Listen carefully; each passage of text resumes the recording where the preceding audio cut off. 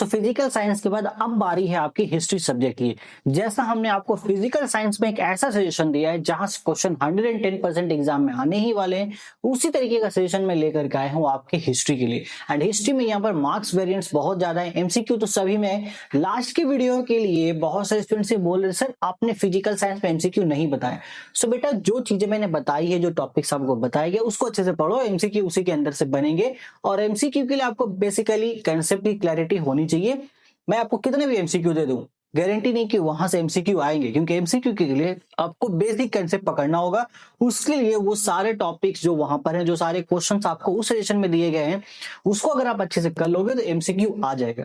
लेकिन यकीन मानो सेपरेटली आपको सिर्फ एक बंच ऑफ एमसीक्यू दे देना, जहां से ये दावा करना कि यहां से एमसीक्यू आएंगे, थोड़ा डिफिकल्ट है, इसलिए वो रिस्क में नहीं ले सकता हूं। ठीक है, हाँ कुछ प्रैक्टिस के लिए आप बोलोगे सर सिर्फ प्रैक्टिस के लिए दे दो, जहां से जिस टाइप के क्वेश्चंस आ सकते हैं वो मैं कर सकता हूं। अगर वो चाहिए तो बताना कमेंट सेक्शन में। फिजिकल साइंस के लिए मैं एक ऐसा एमसीक्यू का सेट आपको तैयार करके दे सकता हूं जिस टाइप के क्वेश्चंस आपको एग्जाम में देखने को मिल सकते हैं, या उन एरिया से आपको निकाल के दे सकता हूं जो एरिया बेसिकली पूछ जाते हैं। ऑलरेडी ऐसी ही सारी चीजें मैंने बताई है कि कौन सा हाईली इंपैक्ट एरिया है जहां से एमसीक्यू बनता है, वो टेस्ट एग्जाम वाला सेशन ने बताया हुआ, तो वो वीडियो आप देख सकते हो। अदरवाइज अगर 10 ऐसे कमेंट आते हैं स्पेशली फिजिकल साइंस के एमसीक्यू के लिए, देन मैं उसके ऊपर वीडियो ले आऊंगा, बिल्कुल ले आऊंगा। ओके, आपके लिए काम कर रहा हूँ, किसके लिए काम कर रहा हूँ, आप बोलोगे ले आऊंगा।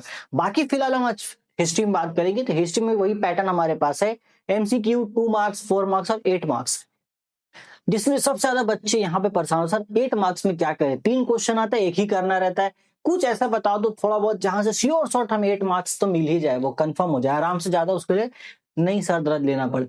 वो क्वेश्चंस मैं आपको बताने वाला हूं आज। ऐसे कुछ क्वेश्चंस बताएंगे आपको, मुश्किल से 8-10 क्वेश्चन बताएंगे वहां पर, जहां से आप प्रैक्टिस कर लो तो एक 8 मार्क्स का क्वेश्चन वहां से आ ही जाएगा आपके एग्जाम में। 4 मार्क्स का भी कुछ वैसा ही पैटर्न यहाँ तैयार किया गया है।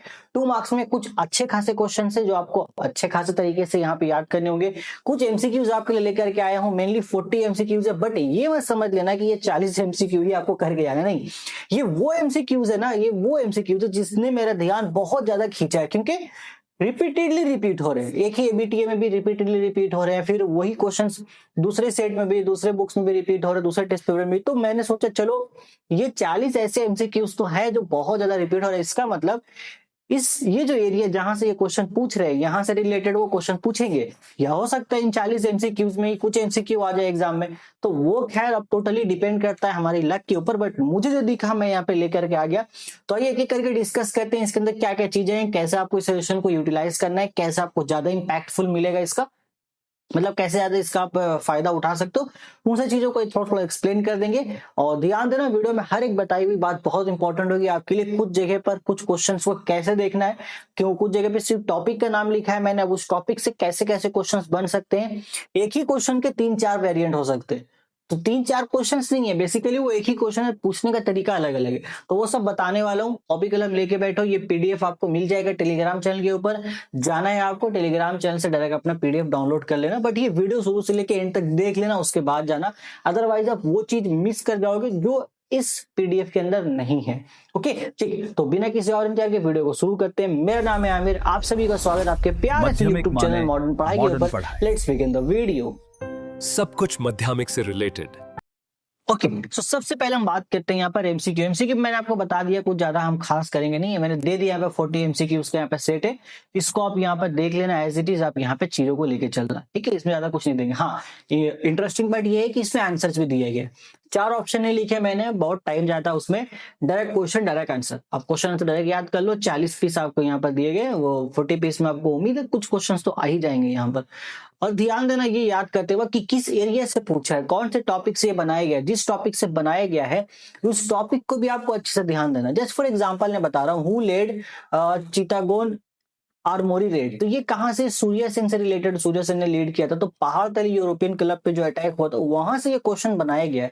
एक हरिजन जो है दलित मूवमेंट का है, तो ये इसका मतलब दलित वाले पार्ट से और भी एमसीक्यू बन सकते हैं। यस, ये आपको सोचना पड़ेगा, ऐसे सोचोगे देन अच्छा फायदा होगा। रीऑर्गेनाइजेशन कमीशन कब बना था ये पूछा, क्यों बना था ये पूछ सकता है, उसका कौन, ये चेयरमैन कौन था ये पूछा जा सकता है। तो इस तरीके से आपको चीजों को रिलेट करना है, तो आप ये समझ पाओगे कि किस तरीके से वो एमसीक्यू पूछ सकते हैं। ठीक है, यस बेटा। तो ये कर लेना, पहले तो 40 एज इट इज याद कर लो, उसके बाद जो मैंने बताया वो कर लेना। इसके बाद आ जाओ वेरी शॉर्ट आंसर यानी कि 2 मार्क्स में।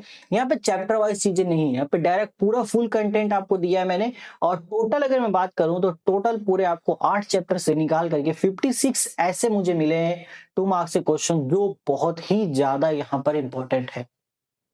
मतलब ये वो क्वेश्चन है जहां से डायरेक्टली आपको एग्जाम में देखने को मिलेंगे। अब इन सभी को आपको बहुत अच्छे से प्रैक्टिस करना है, इसमें ज्यादा कुछ डिस्कस करने के लिए नहीं है। बहुत छोटे छोटे क्वेश्चन जैसे व्हाट इज मीन बाय डिको, इको फेमिनिज्म क्या है, 1911 हमारे लिए क्यों इंपॉर्टेंट है, ठीक है, परमानेंट सेटलमेंट हमारा क्या था वो सब हम बताना है। यहाँ पे इंडियन नेशनल कांग्रेस क्या थी, भारत माता की पेंटिंग के बारे में बताना है, रॉलेट एक्ट है act sorry Ilbert bill important के बारे में बताना है, क्यों इंपॉर्टेंट था इल्बर्ट बिल। छोटे छोटे क्वेश्चन, इसमें ज्यादा डिस्कशन हम नहीं करते, डायरेक्ट चलते हैं अपने 4 मार्क्स वाले क्वेश्चन पे। 4 मार्क्स में भी ज्यादा कुछ डिस्कस करने के लिए नहीं है, कुछ क्वेश्चन यहाँ पर है मेरे पास, टोटल कितने बता देता हूँ अभी। जैसे कि discuss the problem in Bengal and Punjab.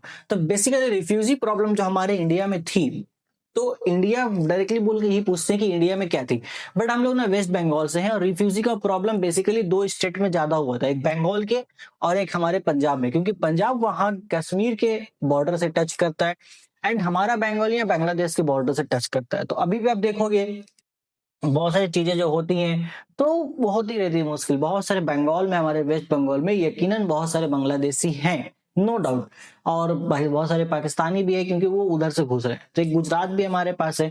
तो क्वेश्चंस में कई बार देखा गया कि वो ऐसे इन्फेक्शियस करके पूछ रहे हैं, discuss the refugee problem in Bengal and Punjab. इसका जवाब आपको वही लिखना है जो आपने इंडिया के लिए पढ़ा है। आपने किताब में देखा होगा, जब मैंने भी 8 चैप्टर आपको पढ़ाया था तो क्या पढ़ाया था कि इंडिया ने आजादी के बाद रिफ्यूजी प्रॉब्लम को कैसे टैकल किया। वही सेम आंसर यहाँ पे आपको चिपका देना है, कुछ चेंज नहीं करना है। ओके, बस लिखते वक्त ये ध्यान दे देना है हिंदुस्तान में लिख रहे हो उसमें कहीं कहीं पे लाइन डाल देना कि स्पेशली बंगाल में से हुआ, पंजाब में से हुआ, बंगाल में से किया गया, तो बस थोड़ा बहुत एडिट कर देना, हो जाएगा, दिक्कत नहीं लेना। ये भी एक इंपॉर्टेंट क्वेश्चन है, दलित कौन थे और गांधी जी और अंबेडकर के बीच में उनका क्या राइट्स, मतलब किस बात को लेकर के क्या डिफरेंस वो समझते थे। नौवां सूत्र मूवमेंट, वैसे पिछले साल ये आ चुका है 8 मार्क्स में, बट इस साल फिर रिपीट होने के चांसेस हैं 4 मार्क्स में इसके, तो दिन यहाँ पर ध्यान देना है। सबसे इंपॉर्टेंट चीज मुझे आपको ये बतानी थी, ये वाला national revolt and nature of rebellion के बारे में। तो 1857 जो हमारा रिवॉल्ट था, क्या वो एक नेशनल रिवॉल्ट था या फिर वो एक ग्रेट रिबेलियन था या फिर सिर्फ वो एक फौजी बगावत थी।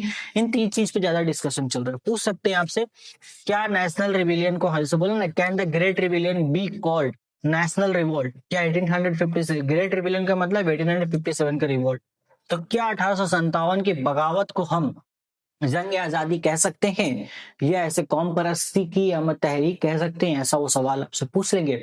Then discuss the nature of the great rebellion, क्या नेचर था 1857 जो रिवॉल्ट हुआ, उनके पीछे के रीजंस, उनके पीछे का एक्सपैंड कैसे हुआ, चीजें फैली कैसे। फिर एक और यहाँ पर एक भाग निकल के आता है इसका, वो भाग ये है कि एजुकेटेड बंगालीज ने कैसे इसके ऊपर अपना नजरिया दिया, कैसे उन लोगों ने रिएक्ट किया। ये पोर्शन यहाँ से बहुत अच्छे से करके जाना, ये 4 मार्क्स मारने के चांसेस है, हाईली चांसेबल क्वेश्चन है आपके। इसके बाद हम आगे चलेंगे, तो आगे ज्यादा कुछ डिस्कस नहीं करना। टोटल 21 मैंने आपको दिए हैं और 21 में कुछ चीजें मैंने आपको बता दी। यहाँ पर ये चीज ध्यान देना, right a short note on workers and peasant party. तो वर्कर्स और पीजेंट पार्टी जो बनी थी, जब नोट लिखने का बात हो रहा हो तो इसमें ध्यान देना, आपको ये लिखना है कि उसको बनाने के पीछे का पर्पस क्या था। पहले इंट्रोडक्शन कब बना वो दे देना, फिर लिखना बैकग्राउंड क्या है उसका, क्यों बनाया गया, फिर उसके बाद उसका अल्टीमेट रिजल्ट क्या निकला वो बता देना। 3 भाग में लिखना, फाउंडेशन, पर्पस और उसका इंपैक्ट क्या निकला वो बताना। ओके, चलो देन लास्ट जो हमारा जो 6 एंड 7 जो चैप्टर होता है, वहां से इस बार ये जो पोर्शंस होते हैं कि वुमेन्स का पार्टिसिपेशन और स्टूडेंट का पार्टिसिपेशन, ये दो जो मेनली हैं, पीजेंट और वर्कर्स इस बार उतना नहीं दिख रहा है। वुमेन्स एंड स्टूडेंट्स का पार्टिसिपेशन, सारे रिवॉल्ट जितने भी मूवमेंट्स थे, cooperation, non cooperation movement, civil disobedience movement and आपका क्विट इंडिया मूवमेंट, ये सारी चीजों में आपको अच्छे से पढ़ के जाना है। जो क्वेश्चन यहाँ पे दिए गए हैं सभी में आप पढ़ लोगे तो बहुत अच्छी बात है, बाकी जो क्वेश्चन दिया उसको तो करना ही होगा आपको।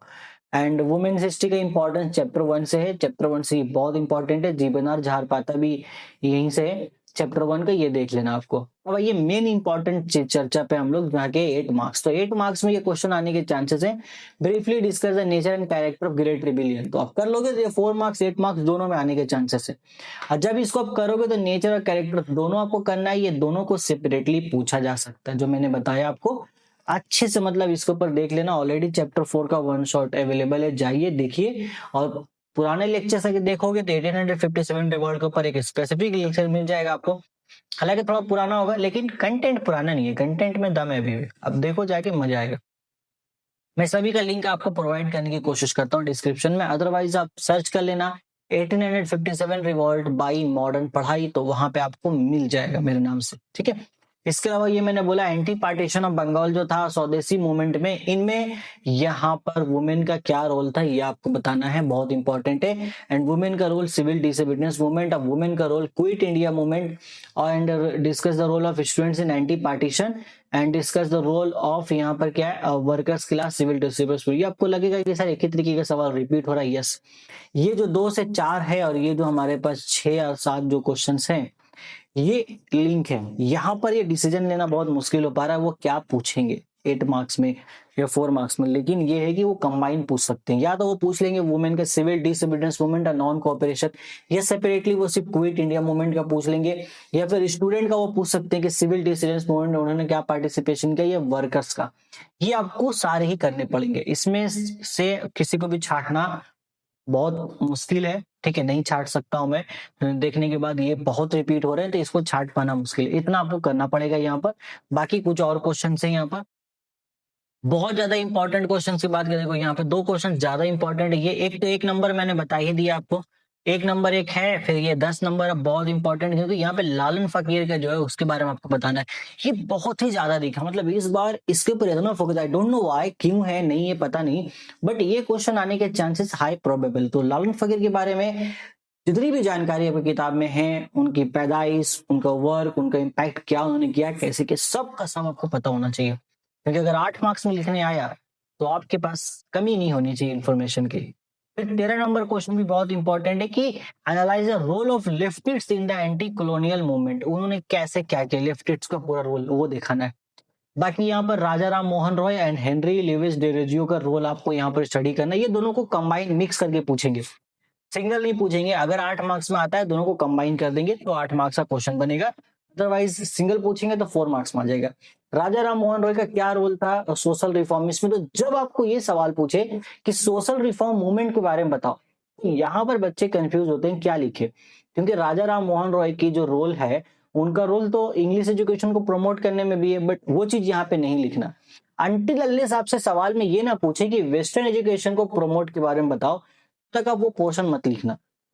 सिर्फ सोशल रिफॉर्म मूवमेंट के बारे में पूछ रहा है, आपको यहाँ पर टोटली थोड़ा सा राजा राम मोहन रॉय जी के बारे में इंट्रोडक्शन देना है, 4 से 5 लाइन का, वो क्या थे, कहाँ उनकी पैदाइश हुई, बचपन से उनका ठाउट कैसा था, ये चीज आपने लिखना है 4 से 5 लाइन में। फिर आप यहाँ पे डायरेक्ट आ जाओगे ब्रह्मो समाज के बारे में। आपको एकदम कहानी स्विच करनी है कि ये सोशल रिफॉर्म किस तरीके से समाज को रिफॉर्म करने के लिए ब्रह्मो समाज को बनाया, फिर उसका फाउंडेशन क्या था, उसका पर्पस क्या था, कैसे ब्रह्मो समाज ने यहाँ पर इंपैक्ट डाला, वो चीज। इसमें आपको डिवीजन नहीं लिखना होगा। यहाँ पे जब आप राजा राम मोहन रॉय के पॉइंट ऑफ व्यू से लिखोगे इस आंसर को, तो यहाँ पर आप ब्रह्मो समाज का डिवीजन मत दिखाना, बट उसका जितना पॉजिटिव साइड है सब वही दिखाना, तो आपका एक एग्जैक्ट कॉम्पैक्ट आंसर तैयार होगा। बाकी Henry Louis and youth Bengal यानी कि यंग बंगाल को जो था उसके बारे में पता ही आपको, वो आपको देखना, उन्होंने बहुत अच्छा काम किया था। एंड एट द एंड ये मैंने आपको 4 मार्क्स में बताया, यहाँ पर भी एक character and nature of the Bengal renaissance in the limitation. तो ये चीज मैंने आपको चैप्टर 2 का जो 1 शॉट करा है उसमें बहुत अच्छे से डिस्कशन किया है चैप्टर के एंड में, ओके, कि बंगाल रेनेसा जो था क्या वो अल्टीमेटली सक्सेसफुल था, तो मैंने ऐसा एक्सप्लेन किया आपको नहीं था, क्यों नहीं था, वो रीजंस आपको बताने हैं, वो सब आपको यहाँ पर मेंशन करना होगा बहुत अच्छे से, ओके। चलो तो इतना ही है। एंड लास्ट आपको दिख रहा होगा कि मैप पॉइंटिंग की बात कर रहे हैं, यस, यहाँ पे मैप पॉइंटिंग के लिए भी कुछ क्वेश्चंस मैंने पिक किए हैं, बट अराउंड 40 क्वेश्चन, मतलब 40 ऐसे प्लेसेस हैं जो बहुत इंपॉर्टेंट है, और इसमें से ही 4 से 5 आपको आएंगे, तो आपको लग रहा होगा सर 40 जगह याद मतलब प्रैक्टिस करनी होगी, यस करना पड़ेगा, और मैं कोशिश करूंगा इसमें से कुछ और छाटने की, बट अभी पॉसिबल नहीं है, इतना तो करना ही होगा। तो फिलहाल मैं इस पे ज्यादा डिस्कशन नहीं करूंगा अभी, इसमें क्या है आप इतना कर लो अभी फिलहाल के लिए, ये नाम देख लेना, याद करने मत बैठे, जैसे याद करने के लिए तो टोटल 30 है, इसको मैप में कैसे पॉइंट आउट करना है नहीं करना है वो पूरा बताऊंगा। एक सेपरेट वीडियो आएगा जिसमें हम हिस्ट्री का मैप पॉइंटिंग करेंगे और जियोग्राफी का, मैं प्रॉपर इंडिया के मैप पे करके दिखाऊंगा चीजें कहाँ पे कैसे हाईलाइट करनी है और किन मिस्टेक्स को अवॉइड करना है ताकि आपको फुल मार्क्स मिले। फिलहाल के लिए ये पीडीएफ आप डाउनलोड कर लीजिए, बाकी जो क्वेश्चंस आपको दिए गए उस पर फोकस कीजिए, मैप पॉइंटिंग वो उतना ध्यान मत देना, अभी वो 4 नंबर का ही खेल है और वो ऐसे हो जाएगा चुटकी बजा दी। मैं हूं ना यार, टेंशन क्यों लेते हो, आराम से करा दूंगा, ठीक है। तो उसमें टेंशन नहीं लेना, बाकी जो बताया उस पर फोकस कर लो। और उम्मीद है कि आपने वीडियो पूरा देख लिया होगा। देख लिया तो आपका ही फायदा, अगर आप बीच में स्किप करके गए हो देन आपको भी नहीं पता कि आपने क्या लॉस किया है। खैर फिलहाल आज का वीडियो हमारा यहाँ मुकम्मल होता है। इसका सजेशन का आपको लिंक नीचे मिल जाएगा डिस्क्रिप्शन में, आप जा करके इसको डाउनलोड कर सकते हैं। और जाते जाते एक और बात बताना चाहूंगा, अगर आप प्रॉपरली सिर्फ और सिर्फ 10 दिन में अपना यहाँ पर बहुत अच्छे से हिस्ट्री को रिवाइज करना चाहते हो, हिस्ट्री को पूरा या फिर रिवाइज नहीं पूरा शुरू से लेकर एंड तक पढ़ना चाहते हो, तो आप माध्यमिक बूस्टर हमारा जो क्रैश कोर्स है उसमें आप ज्वाइन हो सकते हो। इसका भी लिंक मैं आपको नीचे डिस्क्रिप्शन पे दे दूंगा। तो माध्यमिक बूस्टर जो हमारा है, एक नॉमिनल सा फी, आपका जो मंथली रिचार्ज प्लान है उससे भी कम प्राइस में आपको ये मिल रहा है। तो 299 का एक हमारा एक अफोर्डेबल सा फी है, जिसमें आप पूरा हिस्ट्री शुरू से लेके एंड तक कर सकते हो। यहाँ पर आपको चैप्टर वाइज मॉक टेस्ट मिलेगा, फिर 3 मॉक टेस्ट आपको मिलेगा पूरा फुल 90 मार्क्स का। और वो सारे मॉक टेस्ट जो आप दोगे उसको मैं खुद पर्सनली चेक करूंगा, कहाँ पे गलती हो रही नहीं हो रही वो सब आपको बताऊंगा, जिससे आपकी प्रिपरेशन और भी ज्यादा बेहतर हो जाएगी। और जितने भी डाउट्स होते हैं हिस्ट्री से रिलेटेड वो सब मैं पर्सनली खुद क्लियर करूंगा। तो अगर आप चाहते हो एक पर्सनल मेंटरशिप हिस्ट्री में अपना, तो आप ये माध्यमिक बूस्टर क्रैश कोर्स ज्वाइन कर सकते हो। अभी भी आपके पास टाइम है, लेक्चर्स ऑलरेडी वहां पर रिकॉर्डेड अवेलेबल हैं, आप अपने पेस के अकॉर्डिंग यहाँ पर देख सकते हो। ओके, तो बताना मेरा काम था, मैंने आपको बता दिया कि ये ऑप्शन है आपके पास। बाकी आपकी मर्जी, डिसीजन आपके हाथ में कि आपको क्या करना है। आप सेल्फ स्टडी भी कर सकते हो, बट वही है बहुत अच्छे से बेहतर तरीके से करना है, देन ये कोर्स आपके लिए। तो फिलहाल सब चीज का लिंक डिस्क्रिप्शन पे है। और यहाँ पे हम करते हैं वीडियो को एंड। आपसे लेता हूँ मैं अलविदा, मुझे दीजिए इजाजत, फिर मिलते हैं अपने नेक्स्ट वीडियो में। तब तक take care, till then goodbye and all the very very best for board exams.